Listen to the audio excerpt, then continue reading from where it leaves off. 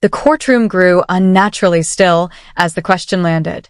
Did you ever see any behavior from Robyn that suggested she was secretly involved in financial planning behind the other wives' backs? Leon hesitated. Just a fraction of a second, but it was enough. Enough for the jurors to lean forward. Enough for the judge's expression to harden.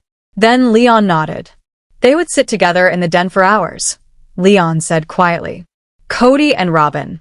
I'd hear things I wasn't supposed to hear. Stuff like, just move it under the new LLC, or we'll update the mailing address to my brother's place. There were forms everywhere. Notebooks. One time I glanced at a page, and I remember my mom's name crossed out in red pen. The silence that followed was absolute. No shuffling. No coughs. No whispers. Even the judge seemed frozen. When the child of the family starts speaking, the illusion collapses from the inside. Elena Harper stepped forward, holding a document.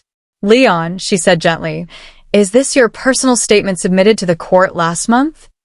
Leon swallowed. Yes. Would you be willing to read it aloud? Leon paused again, then nodded. The letter was unfolded slowly, hands steady, but eyes heavy. My name is Leon Brown, they began. I grew up believing that family meant sacrifice, that we protected each other, that we covered for one another. Leon took a breath. But over time, I realized that in our house, family meant something else. It meant power. It meant control. The courtroom felt smaller with every word. I watched my mother get pushed aside, removed from bank accounts, removed from planning meetings, removed from the couch. I watched Robyn become the voice Kody listened to, while the rest of us faded into background noise. Leon's voice wavered, but didn't break. I stayed quiet because I was afraid. Afraid I'd lose my place too. But silence doesn't protect the truth. So, I'm here to say this isn't bitterness. It's reality. I lived it. Leon folded the letter and handed it over. No one moved. When Leon stood to leave, they didn't look at Kody, didn't acknowledge the defense table, but they stopped in front of Meri. Leon placed a hand gently over hers. Meri broke. Her tears came freely now, unguarded. Leon walked out. The judge waited until the door closed. Court will recess for 1 hour. When we return, defense rebuttals will begin. Mr. Brown, if you intend to testify, your time is approaching. Kody stared upward, eyes hollow. The tide wasn't turning anymore. It had already swallowed him. The next day, the courtroom felt different. Heavier. Since Leon's testimony, people moved differently. The jury looked sharper, less forgiving. Even the air felt charged, as if the walls themselves were bracing for impact. Christine Brown was called next. She stood from the gallery with calm resolve. No anger. No tears. Just certainty, the kind forged by survival. Elena Harper softened her tone. Christine, we know this isn't easy, but your voice matters. Christine nodded. That's why I'm here. We stayed silent too long. And Kody relied on that. You mentioned an additional recording in pretrial, Elena said. One you never released. Why now? Christine's eyes flashed. Because Meri didn't know about it. Janelle didn't either. And because protecting the illusion was hurting us more than the truth ever could. She reached into her purse and produced a silver USB drive. This is a call from March 2022. After I officially left the family. Kody didn't know I was recording. The file played. Kody's voice filled the room. Don't make this bigger than it needs to be. The public still believes we're dysfunctional but loving. That's the brand. You destroy that, you destroy the money, especially for Robyn. Christine's recorded voice replied calmly. What about the truth? The truth is relative, Kody said. The income isn't. Then another voice. Not on the call, but unmistakable. Robyn. She won't leak it, Robyn said softly. She still cares what people think. Kody answered, yeah. But if Meri flips, that's over. Legally. Financially. All of it. The courtroom erupted. This wasn't conversation. This was strategy. Christine stood unmoving as the recording ended. Yes, she later testified. They withheld information. They manipulated our silence. And yes, I was threatened. Not directly, but with isolation, with money, with fear that my children would suffer. The judge cut in. Was money withheld? Yes, Your Honor. When I signed my exit documents, I was cut off, despite being legally entitled to trust funds. The defense objected weakly. The judge shut it down. If even half of this is true, she said coldly, this stops being civil. Kody's attorney went pale. When Kody finally took the stand, he looked polished, but empty. How long were you the financial manager of the Brown Family Trust? Elena asked. Since 2010. And how many sub-accounts existed? I'd have to look. Elena didn't blink. You were the only signer. Then came the documents. Private withdrawals. Hidden accounts. A $45,000 furniture purchase Meri was never told about. Escrow transfers. Shell LLCs. Did Robyn have a private account within the trust? Yes, Kody admitted. For taxes. And a $35,000 transfer the same month you told Meri the trust was nearly bankrupt. Silence. Then the final blow. Exhibit K. An IRS questionnaire. Missing W-2s. False clergy exemptions. Misfiled deductions. Kody cracked. I did it for the family, he shouted. Every decision was to keep us afloat. The judge slammed the gavel. This court orders a full forensic audit effective immediately. That's when Celia Marcus took the stand. Cold. Precise. Unemotional. In a preliminary 48-hour audit, she testified, the trust received approximately $1.8 million between 2016 and 2022. She changed slides. 73% of those funds were distributed to accounts controlled by Robyn Brown or shell entities she managed. Gasps echoed. And nearly half of that went into a private life insurance policy, $750,000 in benefits, paid with trust money. Who is the beneficiary? Elena asked. Primary, Kody Brown. Secondary, an offshore Nevada holding company. The children are not listed. The room collapsed inward. The judge removed her glasses. This audit is entered into record. Criminal investigation pending. Robyn sobbed openly. Kody said nothing. Meri stood. She approached the bench and placed a notarized document down gently. He gave me this in 2020, she said. I didn't know what it was. The judge read it and froze. Unauthorized property transfer. The gavel fell, and with it, the illusion shattered completely. Not because it was loud, but because no one moved afterward.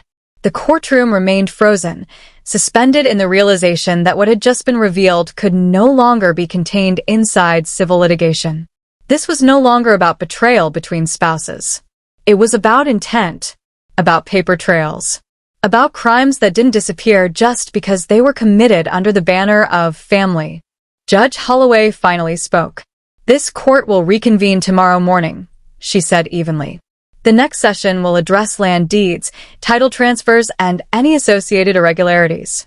All parties are ordered not to destroy, alter, or conceal any documents, digital or physical.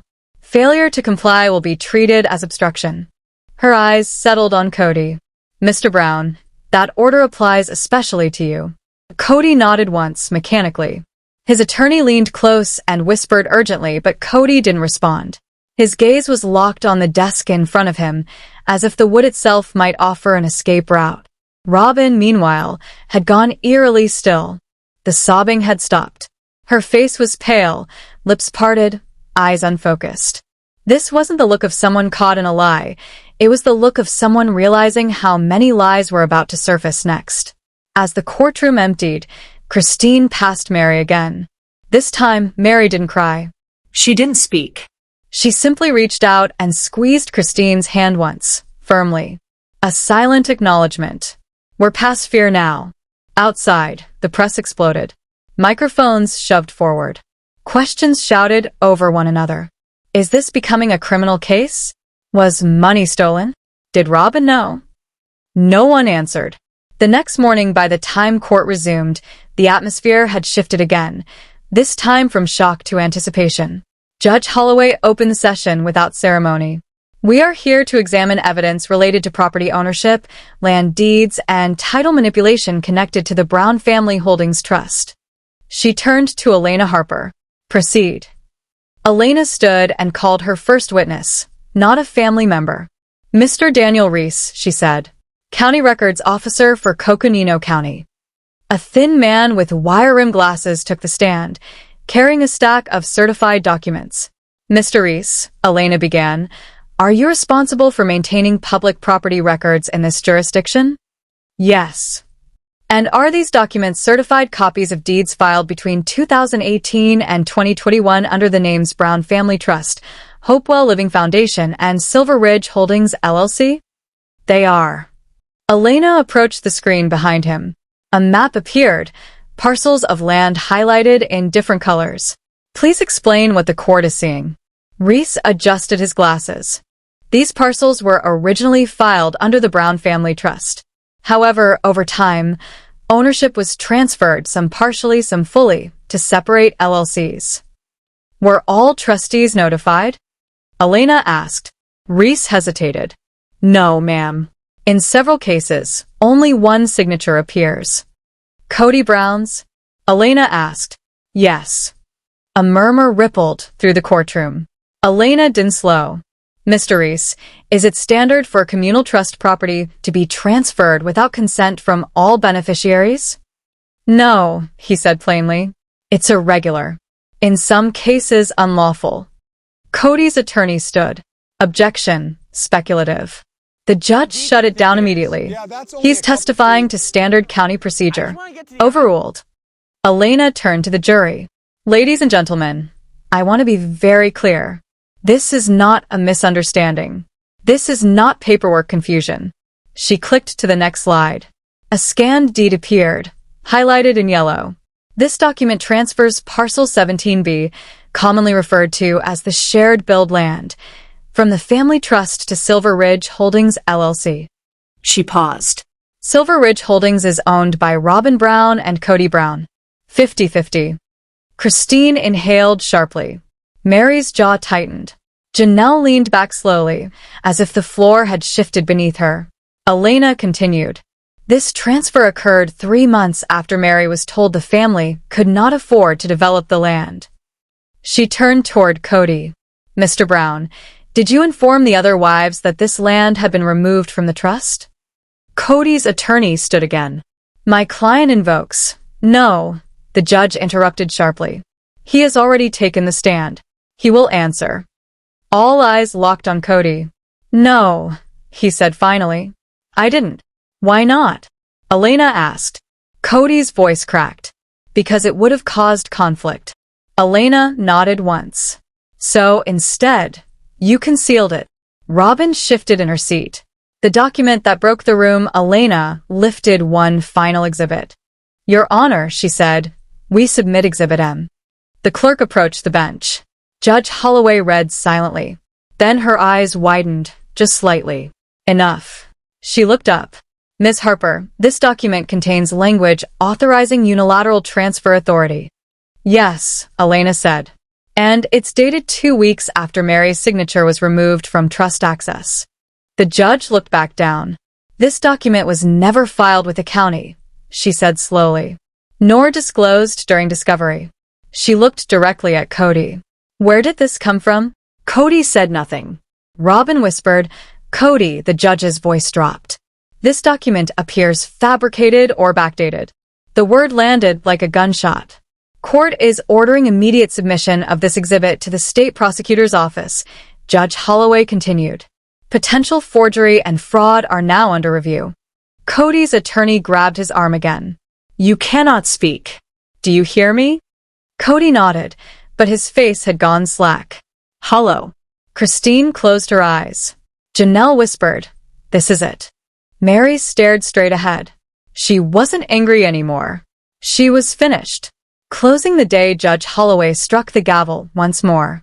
This court is no longer merely resolving a family dispute, she said. It is uncovering a coordinated pattern of financial manipulation, concealment, and possible criminal conduct. She paused. Mr. Brown, Mrs. Brown, you should both consult criminal counsel. Robyn broke down again, but this time, no one looked at her. No sympathy. No confusión. Only clarity. As the court adjourned, Elena gathered her files calmly. Christine stood taller than she had in years. And Meri walked out last, holding her head high, knowing something she hadn't known before. The truth didn't just free you. Sometimes it prosecuted you. Janelle slowly turned toward Meri. You've been sitting on that the entire time, she said, her voice low, not accusing, just stunned. Meri nodded once. Her voice, when it came, was roughened by years of swallowing words. I waited for the right time, she said. And now the time is here. Christine instinctively stepped between them, her eyes sharp with recognition. You understand what this means, don't you? Meri didn't answer, but she understood. Deep down, she knew this wasn't about rebuttals anymore. It wasn't about defense. The next session wouldn't argue feelings or intentions. It would be about ownership, about land, about titles, about a paper trail that led directly to theft. The courtroom no longer felt like a place of justice. It felt like a ticking time bomb. Session 11. The document following the IRS audit, the hidden insurance policy, and now the mysterious letter Meri had handed to the judge. Everyone knew what this session would be about. Not emotions. Not relationships. Paperwork and power. Meri sat quietly in the front row, her hands folded around a photocopy of the document she had submitted. The paper was old, dated 2020, notarized, creased and worn as if it had been unfolded and refolded dozens of times. As if the truth might change if you stared at it long enough. But it hadn't changed. And now it was on record. Judge Holloway took her seat and did not delay. This court reconvenes, she said firmly. Today's session will consider the notarized transfer deed of property presented by Ms. Meri Brown. The deed claims title transfer of Parcel 89D, Lot 4, formerly held by the Brown Family Holdings Trust. Elena Harper rose immediately. Your Honor, we stand ready to introduce this evidence in its entirety. Proceed. Elena clicked the remote. A scanned copy of the document appeared on the screen for the entire courtroom to see. Date, June 15th, 2020 Grantor. Meri Caroline Brown Grantee. Robyn Alice Brown signature. Meri C. Brown A. Whisper rippled through the gallery. Elena turned toward Meri. Ms. Brown, do you recognize this document? Yes. Did you sign it? No. Have you ever transferred property rights to Robyn Brown? Meri shook her head. Never. Not verbally. Not in writing. Not under duress. Not ever. Forgery isn't just fraud. It's rewriting someone's life behind their back. Kody's face drained of color. Robyn grabbed his arm, but he didn't react. Elena zoomed in on the signature. Your Honor, we are submitting 3 verified documents signed by Ms. Brown between 2019 and 2021 for comparison. The judge leaned forward. Admitted. Side by side. The difference was unmistakable. The forged M was thicker. The slant was reversed. The stroke endings were forced. But the final blow was the notary stamp. Elena spoke evenly. The notary listed on this document belongs to a mobile notary business dissolved in 2021. The proprietor, Robyn Brown's cousin. The courtroom stiffened. We are not talking about missing money anymore, Elena said, turning to the jury. We are talking about forged documents, notarized by a family member and submitted to the title office without Ms. Brown's knowledge. Kody jumped to his feet. It wasn't meant to be used. We were just holding the property until things cooled down. The gavel cracked like a gunshot. Sit down, Mr. Brown, Judge Holloway snapped. Or I will hold you in contempt. Kody collapsed back into his chair. Robyn was shaking now, panic sharp in her eyes. Meri spoke calmly, finally finding her voice. When I first saw it, I didn't take it to court. I thought maybe I had signed it. Maybe I forgot. She paused. That's what Kody's voice did to me for years. It made me distrust my own memory. The courtroom listened. But then I looked closer. And I knew that wasn't my hand. That was someone pretending to be me. She lifted her chin. To be erased from a bank account is one thing. To be erased from land your name helped build, that's war. Judge Holloway exhaled slowly. Do we have handwriting analysis? Not yet, Elena replied. But we've requested one. A forensic expert will be here today. The judge nodded. If forgery is confirmed, this court will proceed with felony fraud consideration. Robyn broke. It wasn't supposed to hurt her, she cried out. Kody said it was just a safety precaution. Meri laughed, dry and hollow. You've been promising later for 10 years, Robyn. And now later is today. The judge silenced the room with a raised hand.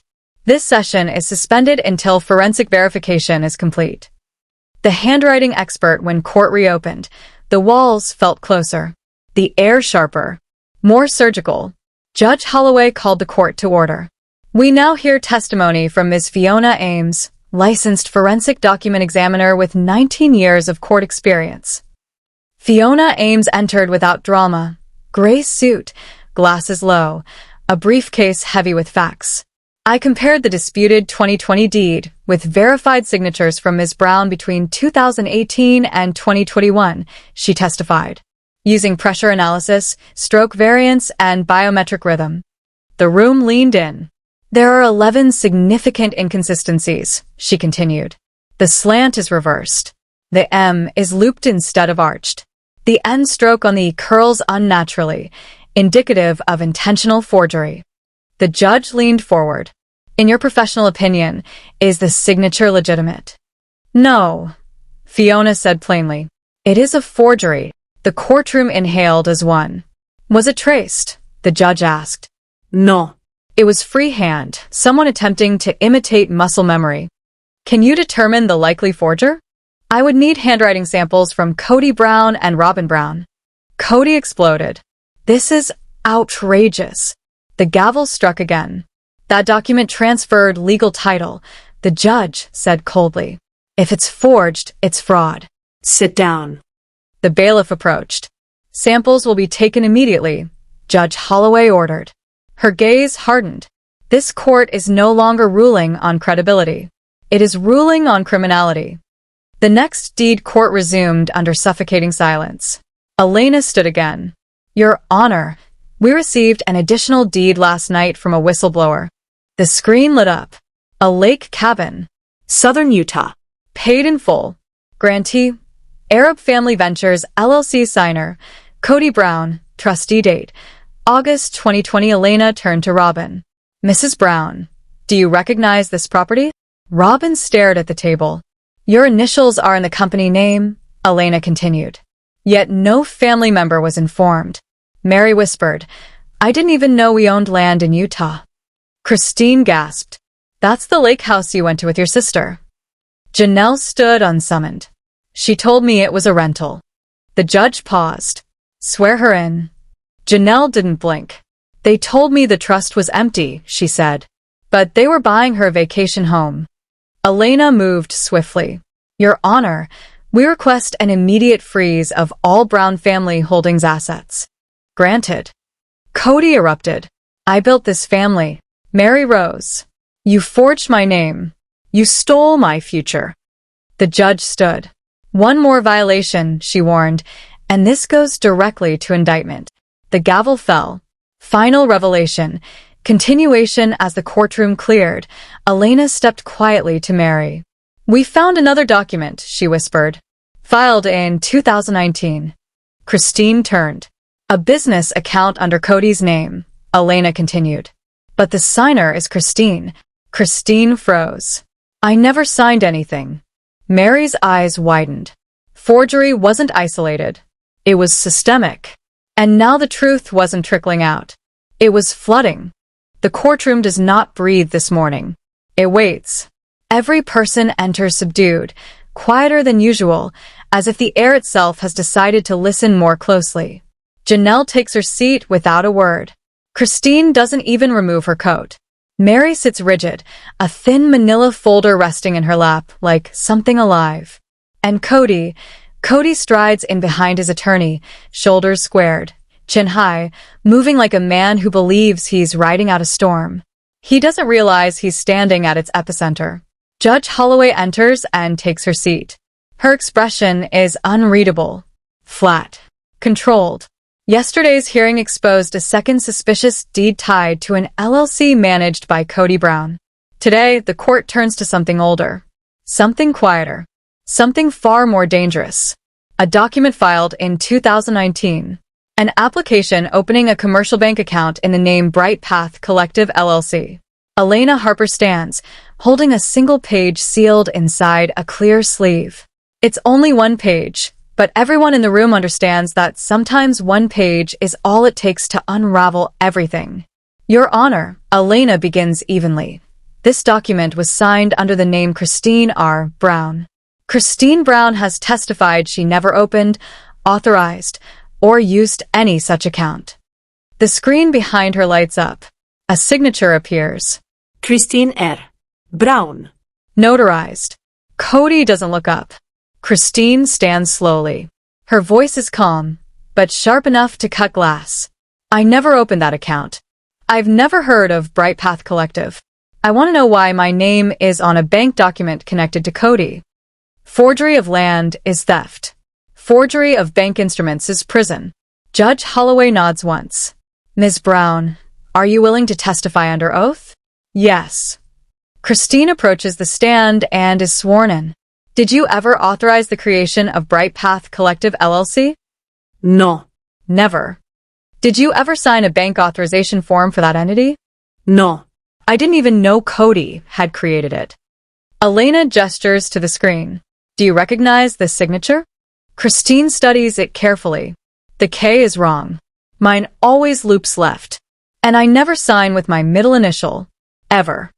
Judge Holloway makes notes. Elena continues, voice steady. Your Honor, we have subpoenaed the notary listed on this document. She is present today and ready to testify.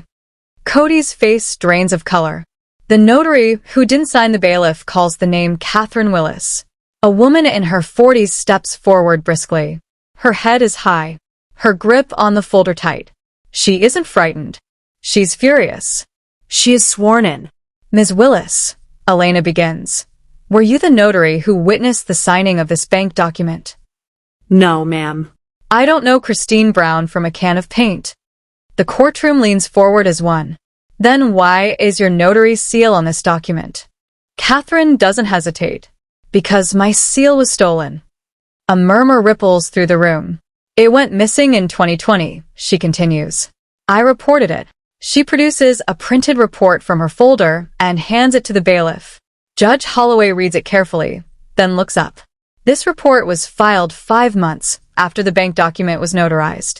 Yes, Catherine replies. I didn't realize it was missing until the state contacted me regarding suspicious activity tied to my license. Elena presses forward immediately. Do you know who requested the notary's seal be sent? Catherine nods. The pickup address was in Nevada. Signed for by someone named Paul Sullivan. The room stops. The name slices through the courtroom like cold air. Meri looks up sharply. Sullivan. Christine whispers. Janelle's voice is barely audible. That's Robyn's brother. Robyn flinches. No, she blurts. Paul wouldn't. He has nothing to do with this. The bailiff steps forward. Your Honor, public records confirm Paul Sullivan is Robyn Brown's brother. Mr. Sullivan, you are subpoenaed under suspicion of participation in unauthorized use of a notary seal and forged financial documents. Paul is sworn in. Elena begins. Did you go to the Sunrise Parcel Station in Henderson, Nevada on August 4th, 2019? Yes. Did you sign for a notarized package addressed to Catherine Willis? Paul shifts. I did. Did you know it contained a notary seal? Yes. Did you know it would be used to notarize a counterfeit bank document under Christine Brown's name? No, Paul says quickly. I thought it was paperwork Robyn needed notarized. Kody told me it was part of a restructure. Christine stands. You trusted them with my name? Paul flushes. I didn't know it was fake. Elena moves in. Do you have any documentation proving your involvement was limited to delivery? Paul hesitates. Meri's voice floats from the gallery. Of course he doesn't. Judge Holloway leans forward. The court has obtained surveillance footage from the parcel station. Elena presses a button. The video plays. Grainy. Clear enough. Paul signs. Exits. Hands the package to a man in a hoodie. Same build. Same stance. Same gait. Kody. Gasps ripple through the courtroom. That could be anyone. Kody blurts. The gavel strikes. Paul is dismissed, but remains under investigation.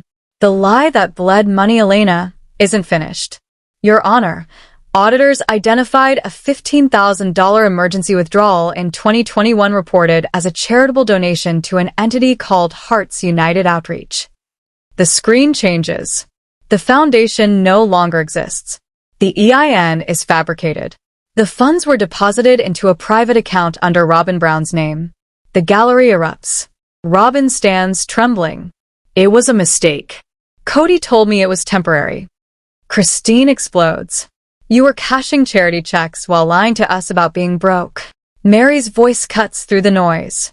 You let Janelle live in a camper while pretending to donate money you stole. Kody doesn't shout. I was balancing accounts, he says quietly. Too many people pulling in different directions. Judge Holloway narrows her eyes. You mean too many people watching? The gavel falls again. Accounts are frozen. Fraud review initiated. The illusion collapses. The witness N01 expected Judge Holloway announces the next witness. A Brown family child. Adult. Voluntary. They enter, steady, composed, unflinching. I am one of Kody Brown's biological children, they say. I lived with him and Robyn. They testify about overheard calls, hidden accounts, furniture purchases disguised as crisis funds.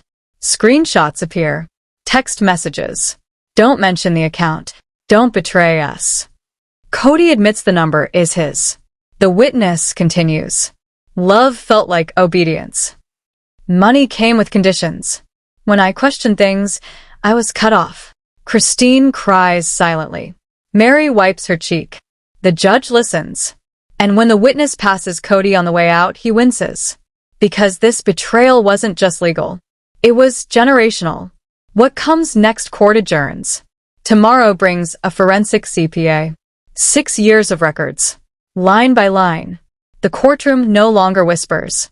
It watches. Because the game is over. And the wreckage is about to be counted. Don't forget to like this video and hit that subscribe button and join our YouTube family.